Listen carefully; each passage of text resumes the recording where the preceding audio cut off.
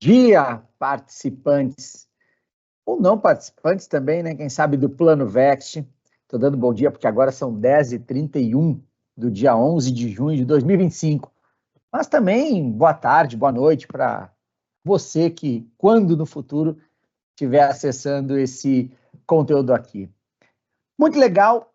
Para você saber, nós estamos, na verdade, na jornada do bem-estar financeiro da Vext. Jornada essa que se iniciou no ano passado, no mês de agosto, quando a Vext, a entidade, comemorou seus 30 anos de vida, e a gente vem trabalhando essa jornada em parceria com a Mercer e a Super Rico. A Super Rico, a empresa liderada pelo Carlos Castro, que vai estar aqui agora conosco para trazer esse conteúdo, e a gente vem trabalhando uma série de informações muito úteis, não só para você, para mim também, para todo mundo da Vext, para os seus familiares. Olha, isso é para todo mundo. Só para te lembrar, nos últimos meses, o próprio Carlos compartilhou conosco um conteúdo aqui de mais ou menos 1 hora sobre apostas, sobre o mundo das bets. E isso é muito importante, está lá disponível no site da Vext. A questão de 1 mês atrás, a Karina, uma colega nossa, compartilhou um conteúdo incrível sobre educação financeira da parte comportamental, das finanças comportamentais, da psicologia econômica. Muito útil. A gente costuma dizer que educação financeira é muito menos sobre matemática, muito mais sobre comportamento. E hoje, agora, daqui a 30 segundos, eu prometo, o próprio Carlos Castro, que lidera a Super Rico, essa nossa parceira na jornada do bem-estar financeiro, vai trazer esse conteúdo que está na tela. Mitos e verdades sobre dívidas. Às vezes, teoricamente, o nosso cérebro vai entender dívida como algo ruim, não quero. Calma, o Carlos vai desconstruir isso e vai nos dar muita informação para que eu e você possamos olhar para a dívida da forma que ela deve ser olhada e operar uma dívida da forma que ela deve ser operada. Não tem dívida ruim, não tem dívida boa, ou melhor, tem dívida ruim, tem dívida boa, mas o Carlos vai saber nos guiar nesse mundo.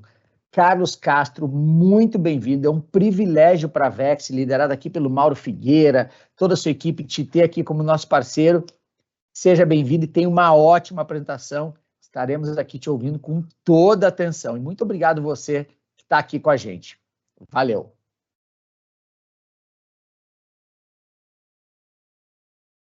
Obrigado, Cris. Obrigado mais uma vez pelo convite de poder compartilhar aqui com vocês temas relacionados à saúde financeira. E como o Cristiano introduziu, vamos procurar desmistificar o tema de dívidas nessa próxima hora. A gente vai ter espaço aqui para perguntas, para a gente poder esclarecer as principais dúvidas.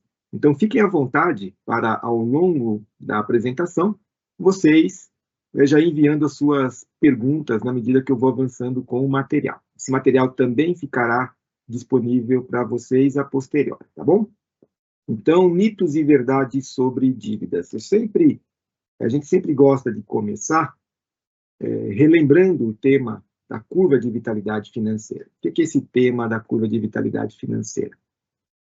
Isso é parte integrante, né, da nossa abertura, porque quando falamos de saúde financeira, a gente sempre começa pelo ponto mais importante, que é precisamos ter objetivos.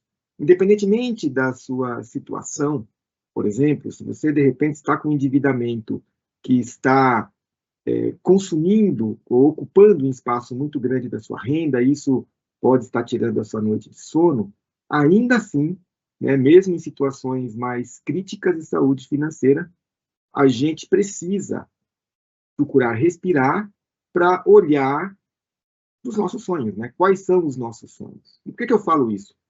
E isso é importante quando a Karina trouxe o tema do comportamento. O planejamento financeiro ele é muito mais uma ciência social do que uma ciência exata. O que eu vou apresentar para vocês aqui é uma série de ferramentas, sim, que são ferramentas técnicas, para vocês lidarem com o dinheiro, consequentemente poder se beneficiar do efeito positivo na sua saúde financeira em trabalhar bem, né, o conceito do dinheiro. Agora, para que, de fato, qualquer conhecimento, que é o que nós estamos compartilhando aqui, vire transformação, a gente precisa ir para a ação. E o que vai nos mover são os objetivos. A gente precisa ter a motivação. A motivação por si só, e vocês vão ver também que ela não sustenta essa mudança, mas ela é uma faísca importante. Se a gente começa pela motivação e vai usando esses instrumentos da ciência exata, do planejamento financeiro, que a Super Rico disponibiliza para vocês, vocês vão transformando isso em hábito, e daqui a pouco o hábito vira disciplina. E quando vira disciplina, aí sim a gente começa a colher os resultados do planejamento financeiro, que vai, no final das contas, se transformar em bem-estar. E a curva de vitalidade ela é uma ferramenta para isso, para contribuir na busca por essa disciplina. Só que para isso, até mesmo para a gente poder lidar bem com as dívidas e sair das dívidas ruins, a gente precisa da motivação. Então, a gente precisa começar pelos objetivos. O que a curva de vitalidade financeira traz? Ela traz ali os dois ciclos, o ciclo da renda e o ciclo da vida. Sempre comento isso, né? A gente, de forma muito provocativa, representa, e até de maneira incorreta, há 80 anos nós estarmos daquele jeito, porque é fato que não estaremos. Vocês, mais do que ninguém, sabem de todas as questões aí da longevidade. Só que para a gente poder viver bem a vida toda, o pilar basal é a saúde financeira, que vai dar a consistência para que a gente possa ter saúde integral. Então, qual que é o ponto aqui? Como que eu lido com a renda? Para que essa renda, que vai ter os seus momentos durante a nossa vida produtiva, a gente produz renda ativa do nosso trabalho, e durante a nossa vida, vamos dizer assim, segunda, terceira carreira, em que a renda ativa do trabalho ela cai, eu preciso, então, ter uma renda para manter o meu bem-estar, que seja passiva de um capital acumulado, né? Por exemplo, e principalmente através das soluções que nós temos aqui de previdência, né? Da Vext.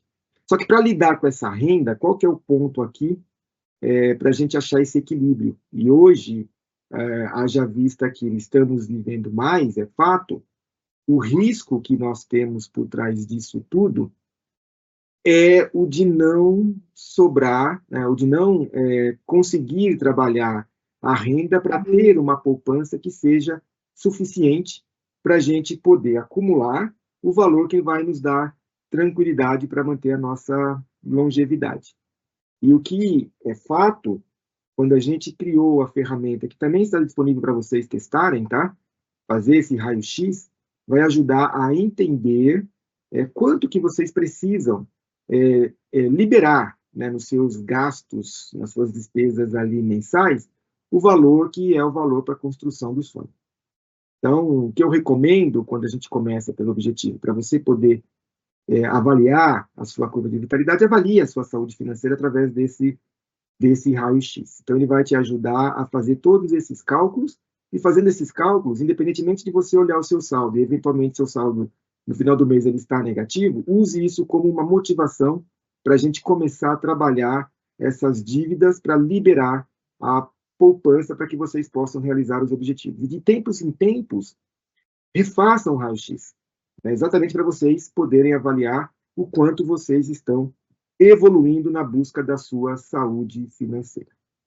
Então, saúde financeira trata-se de uma jornada, e essa jornada ela tem como objetivo fazer com que a minha renda, esse ciclo da renda, onde eu tenho aqui o meu salário, onde eu tenho,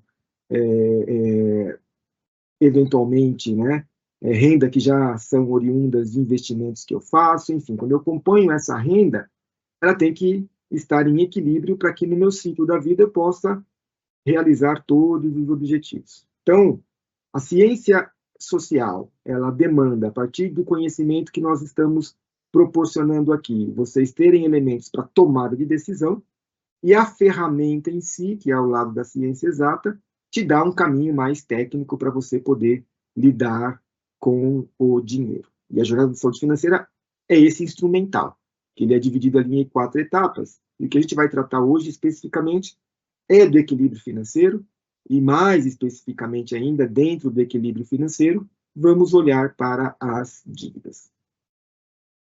Ponto de partida, então, para a gente começar a discutir aqui os mitos e verdades sobre dívida, primeiramente, todos nós temos que ter uma visão sobre o nosso fluxo de caixa, nossos gastos, as nossas despesas, quanto entra, quanto sai. Aqui é a regra de ouro, e quando se fala em finanças, essa é a parte mais elementar, mais basal. Mas que eu sei que muita gente tem dificuldade de fazer o controle. Ou porque faz o controle de cabeça, ou porque,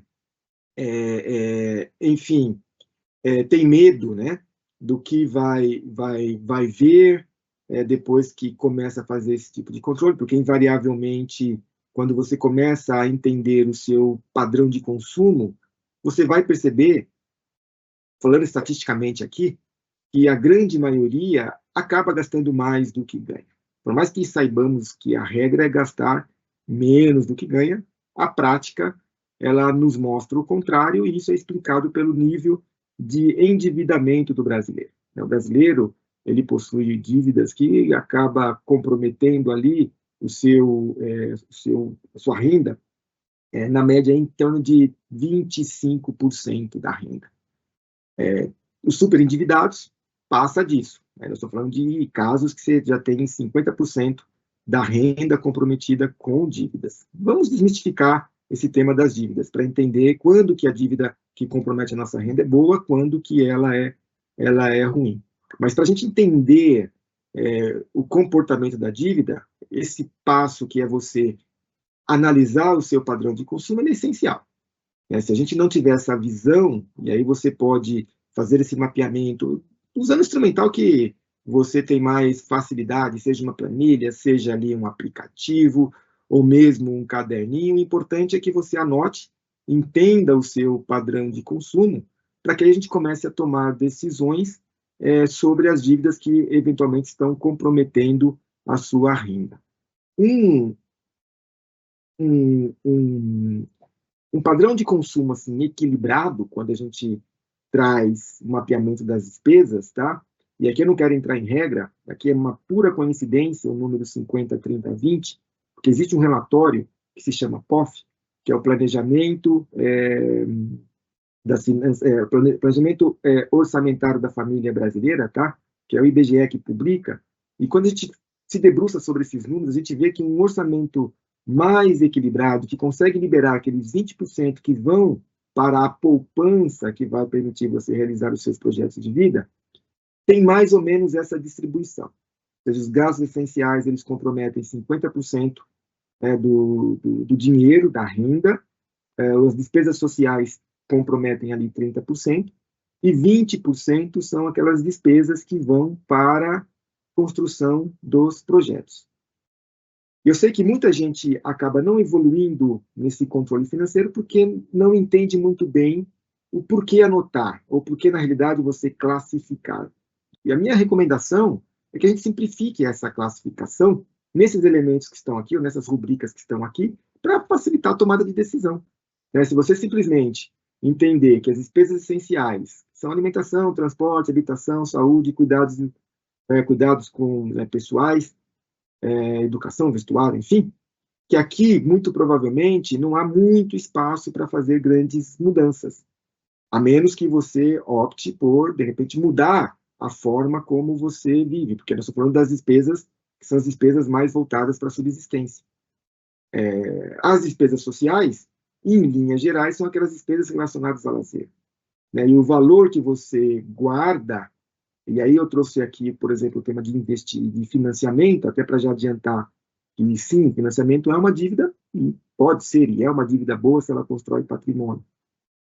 Quando você separa os seus gastos dessa maneira, essa simplificação já vai ajudar na tomada de decisão. O que eu quero dizer com isso? Se a renda ela está muito comprometida com despesas essenciais, você acaba não tendo espaço para as despesas sociais e nem para a realização dos projetos de vida.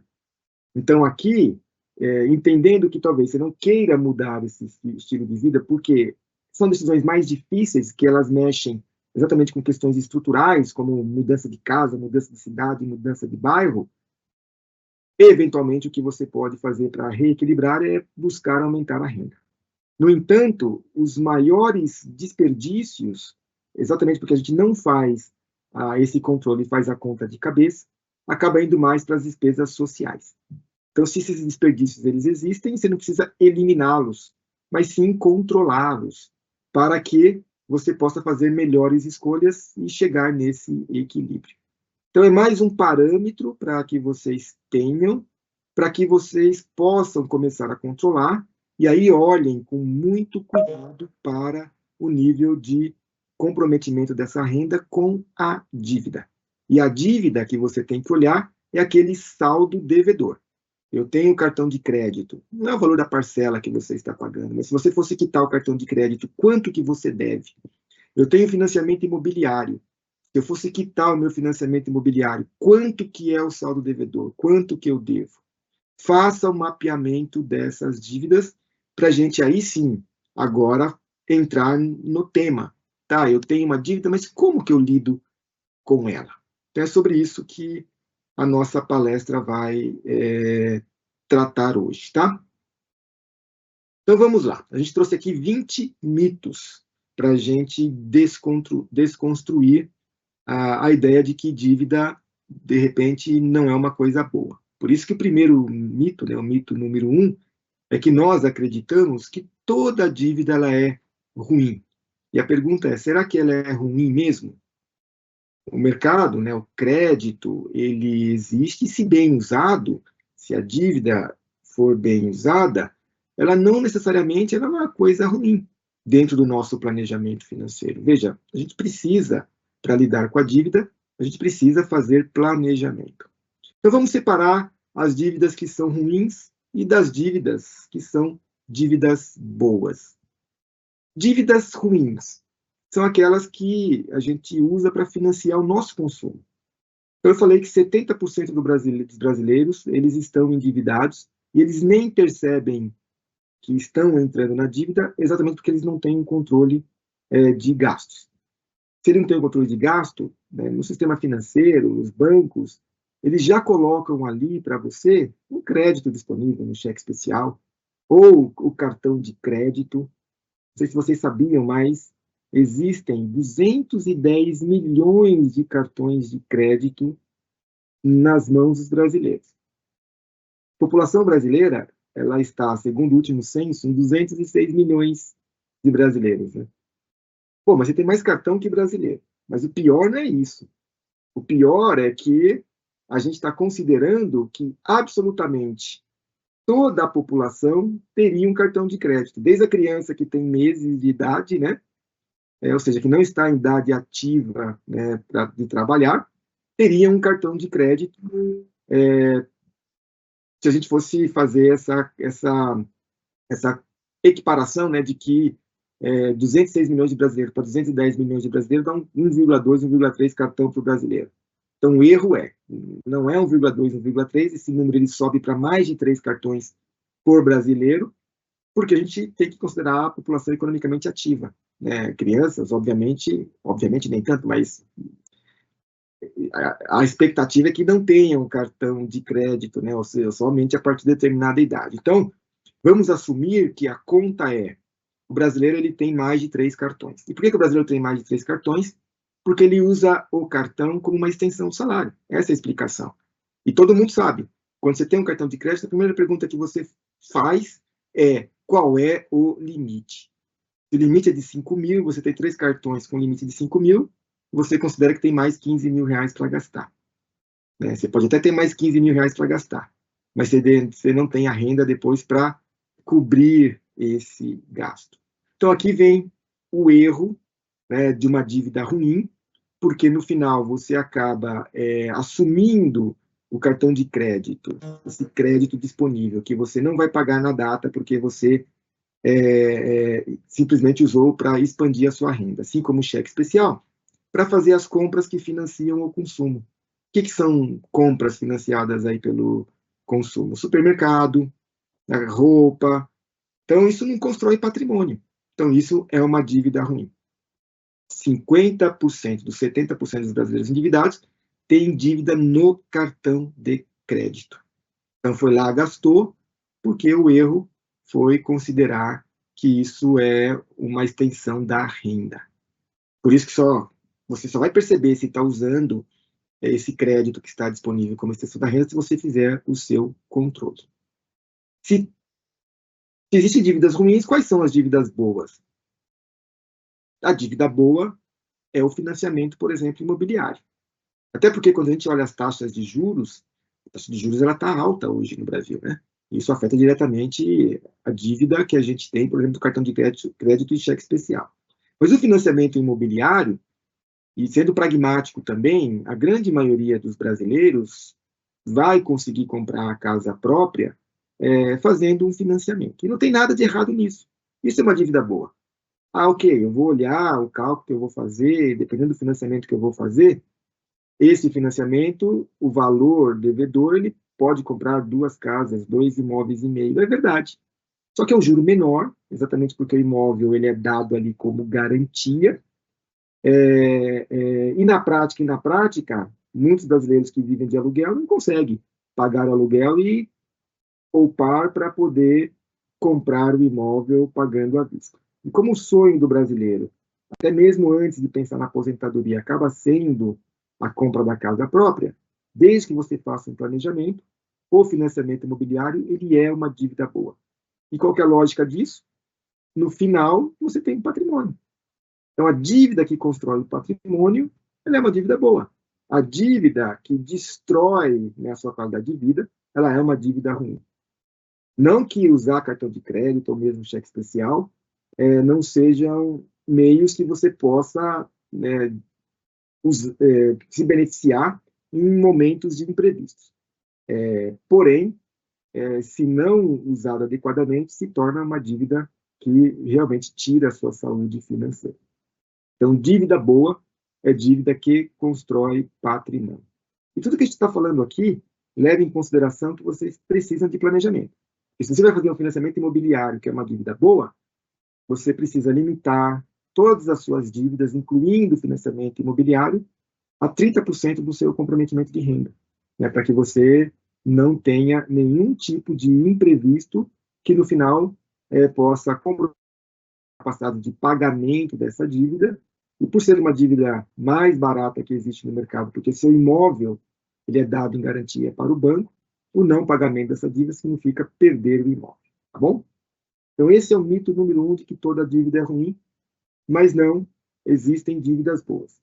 E só para acrescentar e ir para o próximo mito, imagina, né, quando você tem um pequeno negócio. Você tem um pequeno negócio e ao invés de você usar o dinheiro próprio, você pode usar um dinheiro que você pegou emprestado do banco, para você colocar no seu empreendimento. Desde que esse dinheiro que você pegou emprestado do banco, que você vai pagar uns juros, que esse juros seja menor do que o retorno que o seu pequeno negócio está dando. Você imagina que você montou um pequeno negócio, o pequeno negócio está gerando um retorno, né, de 30% ao ano. E você consegue negociar uma dívida com o banco, claro que estou simplificando aqui só para efeitos matemáticos, tá? Existem questões mais burocráticas por trás disso, mas para vocês terem um racional. E vocês conseguem tomar um crédito que vocês vão pagar 15% ao ano. Então, é interessante você usar, então, esse dinheiro, que é um dinheiro do banco, para fazer com que o seu pequeno negócio ele cresça. Isso é que a gente chama de alavancagem. Então, é muito comum, né, esse tipo de crédito para pequenos negócios, para que você não precise usar o seu dinheiro para fazer, né, gerar mais dinheiro a partir, né, de pequenos negócios, tá? Isso é um tipo de exemplo onde a dívida é uma dívida boa, tá? Existe o tema de compra de automóvel, se compra de automóvel também é uma dívida boa, se eu vou financiar um automóvel ou não, porque o raciocínio eu tendo um automóvel, significa que eu tenho depois um ativo, né, que é o próprio carro ali. Só que leve em consideração que o automóvel deprecia, diferentemente do imóvel, que para depreciar tem uma série de questões demográficas, mas o automóvel é fato. Quando você tira o automóvel de uma concessionária, ele já sai depreciado. Porém, né, automóvel, imóvel, pequenos negócios, você pode fazer dívida boa para alavancar o seu patrimônio. Porque o imóvel vira patrimônio, o carro vira patrimônio, o seu pequeno negócio vira patrimônio. Você deve pagar suas dívidas o mais rápido possível? Também depende.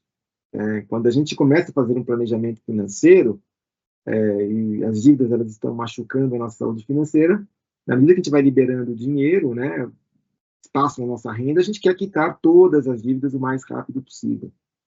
Mas não necessariamente você deve pagar as dívidas o mais rápido possível. Por que que depende? Porque se você tem uma dívida que os juros ele está menor, veja, normalmente a dívida, quando você faz uma dívida programada, aquele dinheiro que você pegou emprestado no banco, vamos tirar aqui o cheque especial e o cartão de crédito, esse dinheiro que você pegou emprestado no banco, esse dinheiro ele é pré-fixado, essa dívida é pré-fixada, ela tem uma amortização. E se o juro sobe, não necessariamente, na realidade, essa dívida que foi pré-fixada, ela não vai subir. É diferente de uma dívida que é pós-fixada, que acompanha o aumento da taxa de juros. Então, tomar cuidado, porque a dívida que você tem lá, que está com juros menor, ela não necessariamente vai ser quitada antes. Você vai quitar a dívida que está com juros maior, que aumentou em função de mudança de cenário econômico, principalmente com o aumento da Selic. Então, a tendência é sempre as pessoas olharem para as dívidas e quererem quitar tudo. Né? Então, existe uma ordem aqui de prioridade. Comece sempre pela dívida que é a dívida mais cara para quitar. Né? Você não precisa quitar a dívida que é a dívida mais barata. Então, você não precisa quitar tudo ao mesmo tempo. Até porque isso pode desestimular. Porque no planejamento, para você sair da dívida ruim, você vai precisar de tempo para que você consiga lidar bem com isso e começar a transformar as dívidas ruins, né, em liberação de mais renda que vai eventualmente poder ser usada para a construção de patrimônio. Tá bom? Então isso é um outro mito também que a gente gosta bastante aqui de explorar. E quando a gente fala de sair de dívidas mais caras para dívidas mais baratas, ou deixar de pagar a dívida mais barata, né, para pagar as dívidas mais caras, a gente costuma falar dessa consolidação de dívida, que ela sempre resolve o problema. Só que na nossa experiência, lidando aqui com as dívidas, consolidação de dívida é um caminho necessário. Né? Se você tem uma dívida no cheque especial e no cartão de crédito, vamos supor que essa dívida, como eu comentei, o saldo devedor, que é o que você tem que olhar, você deve ali R$10.000, e se você pega um empréstimo no banco, dos mesmos R$10.000 para quitar essa dívida do cheque especial e cartão de crédito, esse empréstimo no banco, ele possui uma taxa de juros que é metade do valor do cheque especial e do cartão de crédito. Então, o valor da parcela, grosso modo, aqui que você paga quando você soma cheque especial e cartão de crédito, no empréstimo bancário vai cair para quase metade. Então, você pegou R$10.000 para quitar o cheque especial e o cartão de crédito, e o valor da parcela que estava comprometida com o pagamento do cheque especial e cartão de crédito agora é metade. Então, o que isso aconteceu? Qual o efeito disso? O efeito é que liberou mais renda, né, para você ir lidando com a dívida. Essa troca, ela é uma troca onde você consolidou e diminuiu o valor dos juros. Só que o que a gente percebe é que quando há esse aumento de renda, ou essa liberação de renda nessa consolidação, as pessoas elas usam essa renda para fazer novos gastos e, consequentemente, novas dívidas. E a consolidação, então, ela perde o efeito. Então, o alerta aqui é: consolidar a dívida sempre resolve? Não. Ela só resolve se você consolidar, porque, veja, a gente está falando de uma dívida que é da dívida ruim, tá? De financiar o consumo, cheque especial, cartão de crédito, se você não pagou na data devida, significa que você começou a incorrer em juros, mas você continua pagando juros, que por mais que seja metade no empréstimo bancário, ainda assim é um juro muito, muito alto, comparado a uma taxa Selic. Nós estamos falando de juros que chegam ao ano a 70%, de uma taxa Selic que está arredondando aqui, 15%, né? Um pouco mais de 14%. Então, é um juro muito alto. Então, consolidar não resolve. Agora, é o meio para você diminuir a dívida ruim. Tá bom? Isso, claro, falando um pouco de planejamento financeiro, também trocando a experiência aqui, que muitos não têm essa clareza, né, que talvez precise de ajuda profissional. Não estou nem falando só do planejador financeiro. Vamos expandir um pouco esse mito aqui. Porque existem, por exemplo, os feirões, né, de negociação, o Serasa faz muito isso, e nesses feirões você consegue reduzir, né, o valor dos juros da dívida em até 90%. Então, imagina que essa dívida vai crescendo, crescendo, crescendo, e o crescimento é em bola de neve. O cartão de crédito, o Banco Central colocou algumas regras ali para poder limitar o tamanho da dívida, né? O juro não poder crescer tanto, então tem um teto de 150% ao ano. Só que na prática, o juro do cartão de crédito, quando você não paga a fatura em dia, paga o mínimo e deixa rolar, está em 450%. Ou seja, para R$100 que você pega, você vai pagar mais de R$500 no cartão de crédito. Então, nos feirões, quando eu falo de ajuda especializada, você tem uma negociação que é feita pela instituição, que vai poder, então, favorecer você a reduzir esses juros. Você vai pagar dívida, só que em vez de pagar dívida, você vai pagar com juros, né, que cresceu nesses 450%, por exemplo, do cartão de crédito, você vai ter um desconto nesses juros na ordem de 90%. Então, a ajuda profissional, ela acaba sendo essencial, né, seja através desses feirões, seja através de profissionais como um planejador financeiro, tá? A dívida no cartão de crédito é a mais perigosa. Isso é um mito, porque ela se torna mais perigosa se você não pagar o cartão de crédito na data de vencimento e não pagar a fatura integralmente. Então, por que ela é considerada mais perigosa? E aqui a gente sempre fala, né, se o cartão de crédito, ou pergunta, né, se o cartão de crédito é vilão ou não. Ele se torna vilão e ratifica essa definição quando você não paga a fatura. Então, eu comentei aqui, né, que o Banco Central até colocou os limites, mas mesmo assim, os limites ainda não estão se transformando, né, de forma prática na redução do nosso endividamento. Porque se o cartão de crédito ele é bem usado, veja, você pode fazer uma compra hoje mesmo sem ter dinheiro. Você tem um crédito disponível, você vai fazer uma compra, você não tem dinheiro, trabalhou ali para fazer se organizou para poder fazer essa compra com 30 dias, né, de limite ali do cartão, então você pode usar esse limite, desde que daqui a 30 dias você vai lá e faça o pagamento.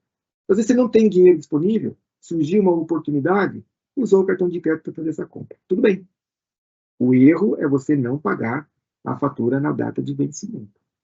Então, o cartão de crédito, ele te dá esse benefício. Outro benefício do cartão de crédito por exemplo, mesmo que você tenha dinheiro, só que você deixou seu dinheiro investido, está lá em renda fixa, como eu comentei, a Selic está alta, mais de 1% ao mês. Você não precisa necessariamente resgatar o seu dinheiro para fazer a compra, faz no cartão de crédito. Deixa o dinheiro rendendo esse 1% lá naqueles 30 dias. O que vai acontecer? Você vai ganhar, pelo menos naquele período, 1% de juros. Vai pagar a sua dívida e vai ganhar 1%. Desculpa, vai quitar, né, o valor que você pagou e vai receber 1% de rendimento. É uma forma boa de se usar o cartão de crédito. Fora que, né, o cartão de crédito ainda tem os programas, pontos, milhas, né, que traduzem em vantagens para te ajudar exatamente no consumo. Aquele bem que você gostaria de comprar, aquela viagem que você gostaria de fazer, acumulando esses pontos e até mesmo cashback, você vai poder ter desconto no seu consumo. E, por fim, o cartão de crédito, ele pode funcionar bem como um organizador das suas despesas. Ah, eu não gosto de fazer planilha, comecei, mas desisti, já tentei aplicativo. Mas, então, você pode concentrar todos os seus gastos no cartão de crédito. E como a fatura ela vem bem detalhada, você concentrando ali, você já tem todo o controle dos seus gastos. Então, o cartão de crédito, ele pode ser um bom instrumento de planejamento financeiro. Só que, reitero, ele se torna vilão sempre que você não pagar a fatura em dia. Aí sim, é muito, muito perigoso, porque o juro ele é absurdamente alto. Negociar dívidas vai arruinar o seu crédito? Já que a gente está falando de dívida, de ter crédito, o mercado financeiro ele disponibiliza crédito para a gente. Disponibiliza crédito para você. Ah, o cheque especial está lá, tem um limite desse cheque especial, mas como que foi definido esse limite? Você tem acesso a diversos cartões de crédito que já vêm com um limite. Como que foi definido esse limite? Então, existem as empresas que determinam seu score de crédito. Qual que é a sua nota? Se você é um bom pagador, o seu score ele é alto, e score sendo alto, a instituição financeira sabe que pelo seu histórico de pagamento, eu vou liberar um crédito de forma já automática para você de determinado valor. Outra coisa importante, né? Esse crédito que já está liberado para você, quanto mais fácil for o acesso a esse crédito, maior é os juros. Quando você tem que provar para o banco que você tem condição de pagar aquele empréstimo que você está fazendo, esse juro ele é menor. Quando o crédito ele está disponível, o juro, então, ele é maior. Quanto mais fácil for acessar esse crédito, mais caro ele é. Quanto mais difícil for acessar esse crédito, mais barato ele é. Então, ele é até melhor, né, acessar o crédito, que é um crédito que te exige mais burocracia, que é o caso do financiamento imobiliário. Né? Para você conseguir a liberação de um financiamento, você sabe que você tem que apresentar uma série de documentações. Mas falando aqui do score de crédito, o seu score, então, ele vai variar de acordo com o seu compromisso, né, de pagar as dívidas em dia. Quando você começa a negociar as dívidas, eu falei no mito anterior, você buscar empresas especializadas ou profissionais de mercado, usando, por exemplo, os feirões, para negociar dívida, essa negociação de dívida, de fato, é uma verdade, ela impacta o seu score de crédito. Porque se você está negociando dívida, o seu score ele pode sim diminuir. Seu score diminuindo, o valor de crédito disponível ele também diminui. Mas, se você está mesmo pagando as suas dívidas em dia, é preferível você negociar para reduzir esse juro, tá? Para pagar menos juros da dívida, a despeito de preservar o seu crédito alto. Porque qual que é a lógica aqui? Você está lá no cheque especial no cartão de crédito. Ok. Você está pagando a dívida em dia. Seu juro está alto. Mas você está pagando a dívida em dia. Você não está inadimplente. Então, seu score continua alto. Se você começa a negociar para eliminar essa dívida, o seu score ele cai. E ele cai porque o score ele é um mecanismo usado pelo sistema financeiro para te liberar mais crédito. Então, ele não está olhando, né, a questão sua ali de inadimplência apenas. Ele está também olhando se você busca fazer essas negociações, que pode ser um sinal de que você está tendo dificuldade de pagar as suas dívidas. Isso não é verdade. Você está antecipando o pagamento dessas dívidas, não necessariamente como um sinal de que você está com algum problema de honrar, né, o pagamento das dívidas que você tem. Então, é preferível deixar o score de crédito cair um pouco para você poder eliminar as dívidas ruins, tá? Então, isso acontece. Se você entra no Serasa, faz a negociação, você percebe que o seu score do Serasa, curiosamente, cai. Mito 7. Devemos evitar qualquer forma de empréstimo? Bem, falamos bastante aqui, né, que o problema não é o empréstimo. É isso. Se a gente lidar bem e escolher as dívidas boas, não tem problema nenhum a gente fazer empréstimo, né? Então, também desmistificar de que ter dívida não é algo ruim, é algo para se ter vergonha, porque existe muito disso, né, no nosso inconsciente, de quando todos os endividados eles têm algum problema financeiro. Isso acaba sendo sinônimo dos tabus que a gente tem com o dinheiro de vergonha. E não é assim que funciona. A gente não deve olhar o empréstimo como sendo algo pelo qual a gente vai se envergonhar. Porque, como eu comentei, para você poder comprar um imóvel, você vai ter que assumir uma dívida. Para a grande maioria dos brasileiros, essa é a realidade. Então, não tem motivo nenhum da gente se envergonhar, né? O mito 8.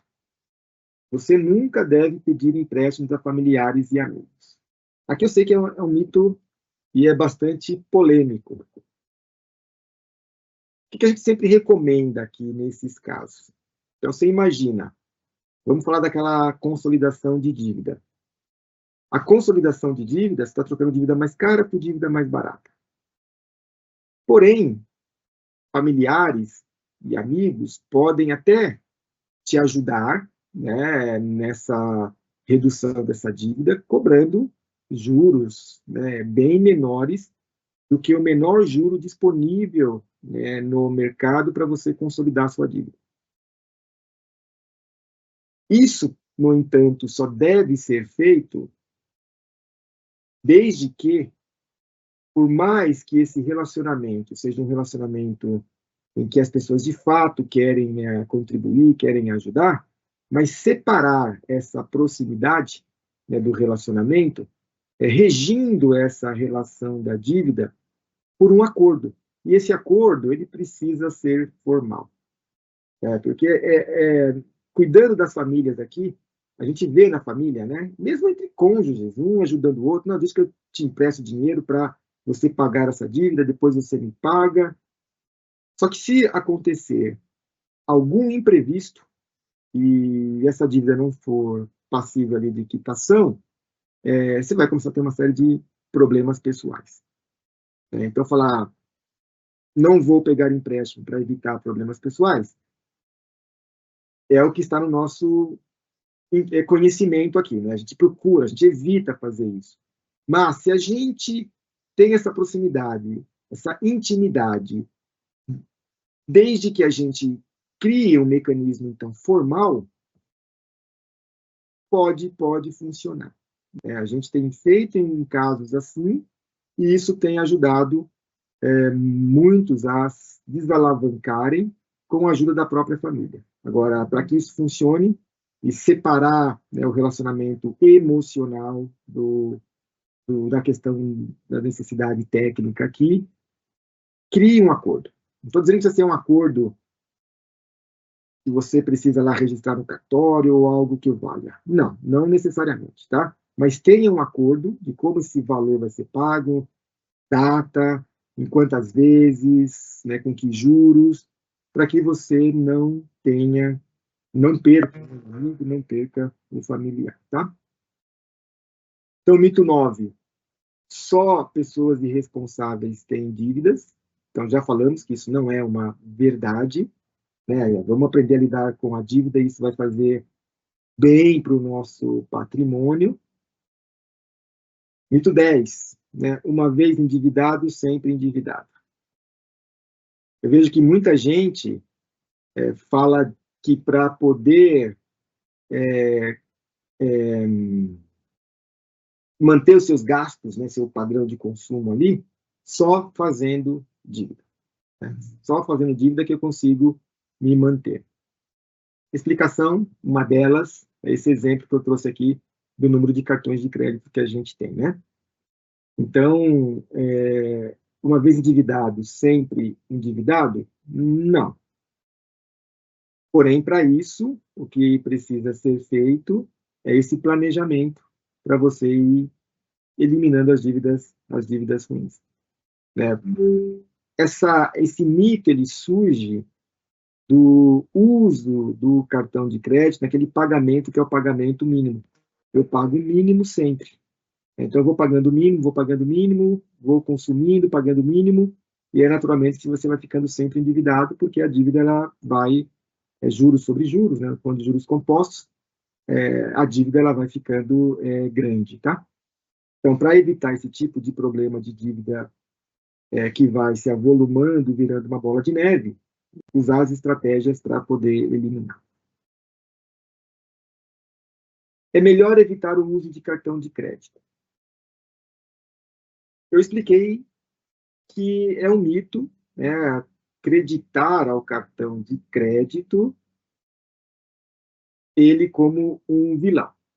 Então, eu explorei bastante aqui como usar o cartão de crédito, que é uma compra fiada, né? Uma compra fiada que a gente faz ali e que se paga depois, não tem problema nenhum. No entanto, eu trago esse tema que é melhor evitar o cartão de crédito, que ele é um mito pelas razões explicadas a priori, né, no mito que eu trouxe anteriormente, mas que também serve como uma recomendação. Se eu não consigo lidar bem com o cartão de crédito, porque ainda preciso passar, né, por essa análise de comportamento até eu equalizar as minhas finanças, aí a recomendação é, sim, evite o uso então de cartão de crédito. Tente pagar com cartão de débito, com Pix, ou seja, garantir que o dinheiro esteja ali disponível. Que você não tenha esse tempo para pagar, porque no cartão de crédito o juro é maior. Se você tem 3 cartões de crédito, revise. Será que precisa de 3 cartões de crédito? Ou se um cartão de crédito será suficiente? E, por fim, nem tudo a gente consegue pagar com cartão de débito, pagar com Pix ou pagar com dinheiro. Por exemplo, streaming, né? Você vai conseguir pagar o streaming, já vem ali o valor cobrado, hoje em dia, no cartão de crédito. 16 de junho deve entrar o Pix automático. O Pix automático ele vai ser interessante para ajudar quem tem dificuldade a lidar com o cartão de crédito, ou mesmo os brasileiros que não têm cartão de crédito. 60 milhões de brasileiros não têm cartão de crédito. Por mais que a gente tenha 210 milhões de cartões de crédito no mercado, 60 milhões não têm cartão de crédito. Então, isso vai ajudar. O Pix automático ele vai funcionar como para essa finalidade de fazer esses pagamentos que são recorrentes, que a gente usa o cartão de crédito hoje, você vai poder fazer no Pix automático. Então, conta de luz, né, o streaming. Então, isso vai resolver para quem tem dificuldade, né, de uso do cartão de crédito. Então, aqui nesse mito, ele é um pouco mito e verdade, um pouco das duas coisas, mas a recomendação é: não consigo lidar com cartão de crédito ainda, preciso desenvolver mais a minha habilidade aqui de trabalhar nessa forma de pagamento. Use outras formas de pagamento que priorizem a disponibilidade do dinheiro, tá? Mas principalmente reduz o número de cartão de crédito. Muito provavelmente os brasileiros não precisam, nós não precisamos de mais de 3 cartões de crédito. No mito 12, as dívidas pequenas não importam. A gente faz conta de cabeça. O valor da parcela aqui é R$25, ali mais 30, ali mais 100, e vai passando, né, no cartão e vai acumulando essas pequenas dívidas. O que acaba corroendo o orçamento da grande maioria são exatamente o acúmulo das pequenas dívidas, cuja somatória dessas pequenas parcelas se torna uma parcela que compromete muito a renda, fica muito, muito alta. Então, além de você fazer esse controle de gastos, né? Sim, as pequenas dívidas elas respondem pela maior parte do seu endividamento. Então, não faça dívidas, né, de cabeça, ou melhor, não façam dívidas considerando pequenas parcelas cuja conta foi feita de cabeça. Tenha sempre o seu controle financeiro e entenda qual é o impacto desse valor nesse seu controle financeiro. O mito 13 ele aqui é um pouco de uma extensão, né, do mito que eu comentei sobre a consolidação da dívida, se todas as dívidas devem ser pagas na mesma ordem. Não, não devem ser pagas na mesma ordem. Você vai pagá-las de acordo com o cenário. Priorize sempre a dívida, que pode ser a dívida mais recente que você fez. Você pode ter uma dívida mais antiga, mas você tem uma dívida mais recente. No final das contas, priorize a dívida que vai ter a maior amortização de juros. Às vezes, você pega um financiamento imobiliário. O financiamento imobiliário ele tem um juro menor. Só que na hora de você pagar, você pode ter uma amortização de juros tão alta que vai valer a pena você amortizar a dívida do imóvel e, naquele momento, não pagar a dívida do cartão de crédito. Pode parecer uma coisa contraditória ou absurda que eu estou dizendo, mas sim, isso pode acontecer, por isso que tem que fazer conta. Se a gente vai no automático de que vou pagar o cartão de crédito, vou pagar o cheque especial e deixo o financiamento imobiliário porque tem uma dívida menor, um juro menor, não necessariamente isso é uma verdade. Mas tem que fazer conta. Se o juro que você vai amortizar for muito maior no financiamento imobiliário do que no cartão de crédito, amortiza, né, o financiamento imobiliário. Com essa amortização, vai sobrar mais espaço na sua renda, porque você compromete menos a renda, porque o valor da parcela diminui, aí você vai e paga o cheque especial e o cartão de crédito. A ordem aqui, ela não deve ser considerada automática, tá? Façam contas. Mito 14. Usar empréstimo para investir é sempre uma boa ideia, né? No Brasil, isso não funciona. Quando você olha os Estados Unidos, vou dar um exemplo aqui, tem pessoas que compram lá um imóvel, pessoas que têm um poder aquisitivo legal, compram uma casa, com o aluguel da casa, paga o financiamento imobiliário e ainda sobra dinheiro. Isso é verdade, claro, depende do cenário econômico, mas nos últimos 10 anos tem sido assim. Então, quem no final paga o imóvel é o próprio inquilino, né? Então, você comprou um imóvel, alugou, o inquilino está pagando o seu financiamento e não está sobrando dinheiro para você manter, fazer as manutenções do seu imóvel. No Brasil, isso não é possível, porque o juro do crédito ele é muito maior do que o que você vai conseguir de retorno nos investimentos. Então, você imagina que um crédito barato te cobra ali 70% de juros ao ano, isso é uma verdade. O empréstimo pessoal lá, 70% ao ano. Que investimento te dá 70% ao ano hoje? Então, pense, não, isso no Brasil não funciona. Vou investir para... Eu vou pegar um empréstimo para investir, porque com o investimento eu vou ter uma rentabilidade e ainda vou pagar minha dívida. Não vai funcionar. E aqui também uso para fazer um alerta, a gente trouxe uma palestra de BETS aqui, eu pude falar para vocês sobre apostas online. Muita gente está fazendo dívida para apostar. Porque vale o mesmo raciocínio. As pessoas acreditam que BETs são investimentos. E não são investimentos, tá? É um jogo de azar.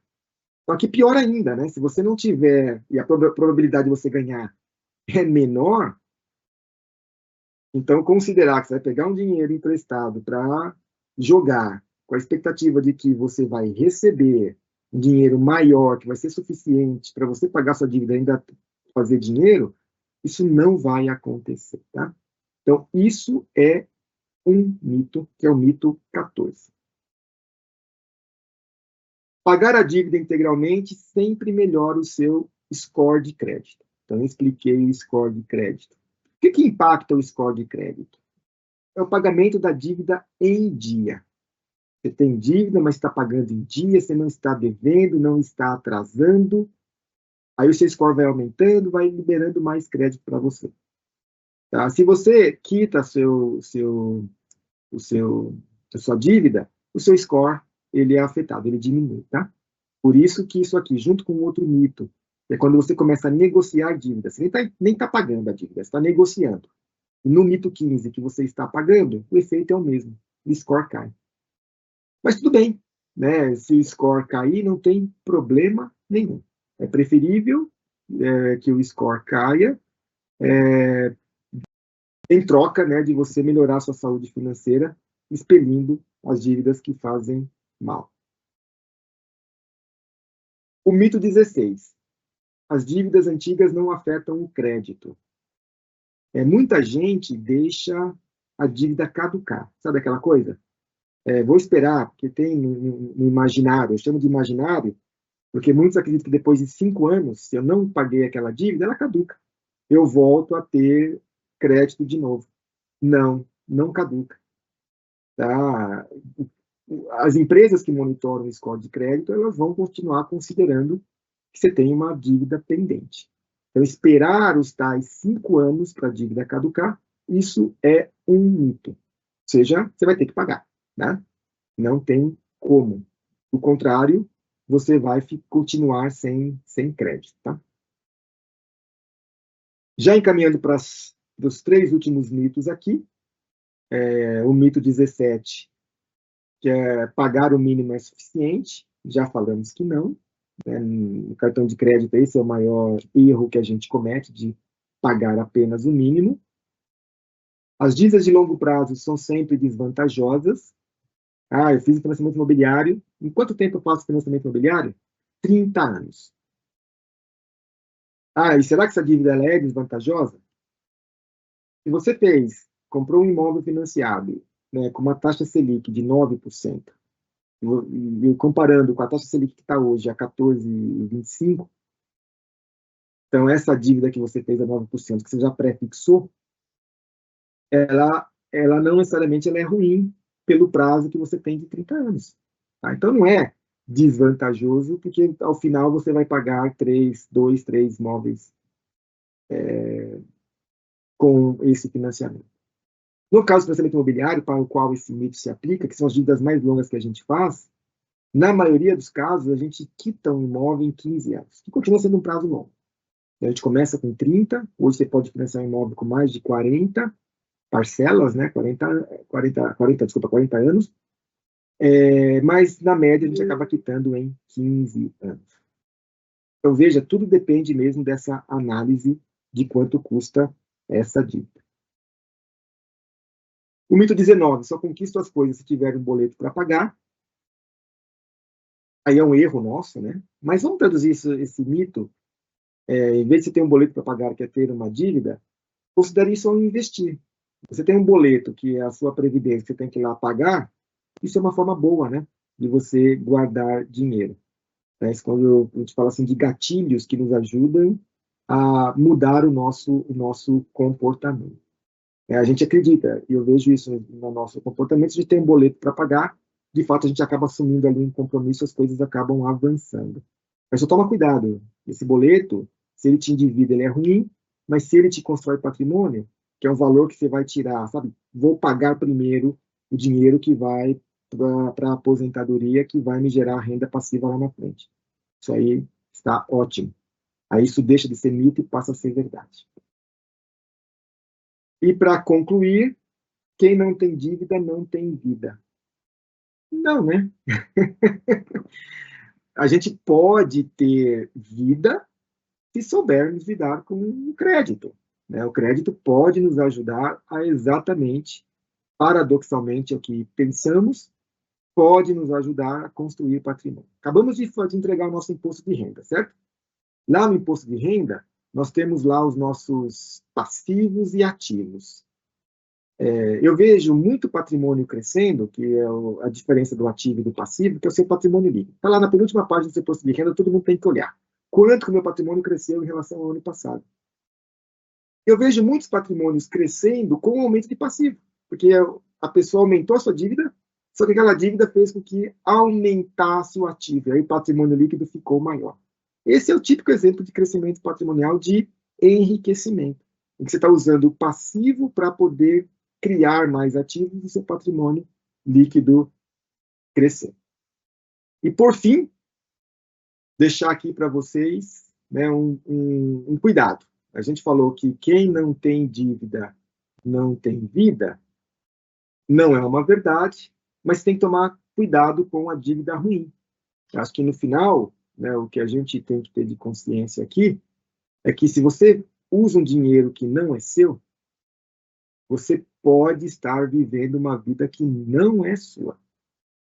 3 cartões de crédito, você pode estar vivendo uma vida que não é sua. Então, nem toda dívida ela é ruim, porém, você tem que tomar realmente cuidado. Então, é uma questão mais de consciência, né, para que a gente possa viver bem a vida toda. E o crédito ele é um instrumento fundamental para a nossa saúde financeira. Carlos, excelente apresentação. Recebemos aqui uma pergunta no nosso chat, entendemos que vale a pena aproveitar para perguntar. Você mencionou isso durante a sua apresentação, sobre o mito de usar financiamento para investir, como no caso de comprar um imóvel para alugar, e a pessoa não se identificou, mas ela perguntou se esse tipo de financiamento seria uma forma de alavancar e aumentar o patrimônio. E como você já falou um pouco sobre isso, será que vale a pena você mencionar quais são os principais cuidados que você recomenda para essa pessoa que pensa em seguir esse caminho? Estou ratificando, né? Uma das formas de você aumentar patrimônio, por exemplo, é fazendo financiamento imobiliário. Eu sei, eu bato bastante nessa tecla, porque sempre tem aquela discussão. Eu compro ou alugo um imóvel, né? Eu alugo imóvel, guardo dinheiro e compro à vista. Tecnicamente, quando a gente coloca no papel, é fato. É a melhor saída. Só que essa ciência exata, ela não é aplicável para a grande maioria dos brasileiros. E qual que é o risco aqui? De você viver de aluguel e tentar guardar dinheiro para comprar um imóvel à vista. Para a grande maioria dos brasileiros, tá? 80% dos brasileiros. É você continuar pagando aluguel, não conseguir comprar um imóvel, e lá na frente, na sua desacumulação, que a sua renda cai, poxa, você não ter a sua casa própria e depender de pagar aluguel, vai comprometer muito o seu orçamento, porque você vai começar a ter gastos elevados de saúde, que poderia ser coberto com o valor do aluguel se você tivesse a casa própria. No final das contas, você tem um ativo que é a casa própria. Então, dando um pouco mais de justificativas para que a gente reflita sobre ter o imóvel e, para a grande maioria, o imóvel financiado. E aí, quais são as dicas para você financiar esse imóvel?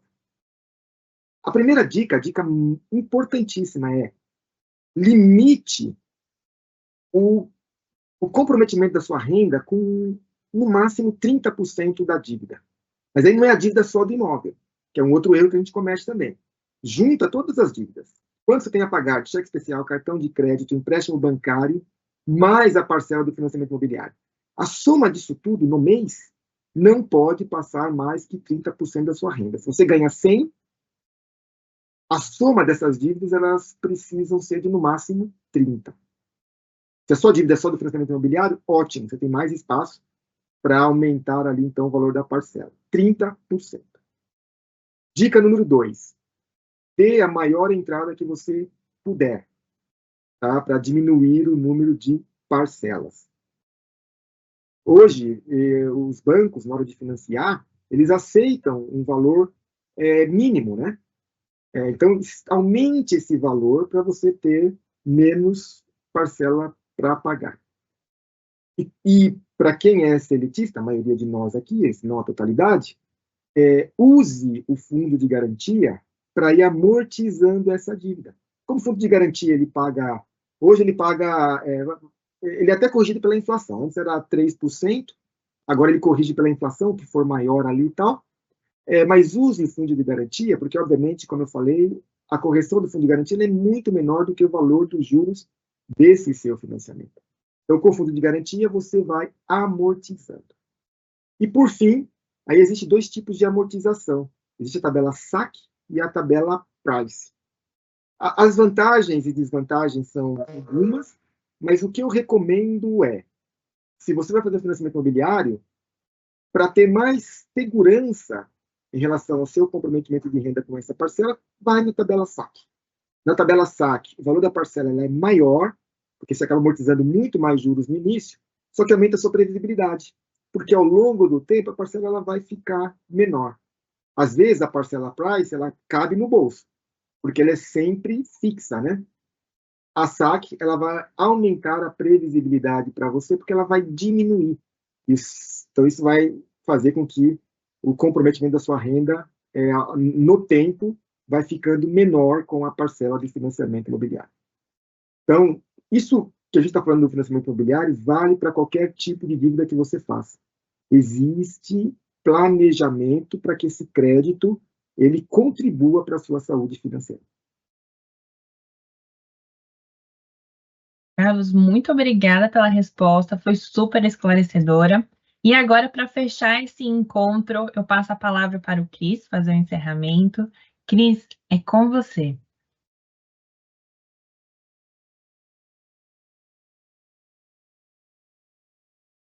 Carlos Castro, cara, na boa, é um privilégio para a Vext contar com vocês. Olha, te ouvir a Karina, o Gustavo, olha para essa turma que ficou com a gente aqui até agora.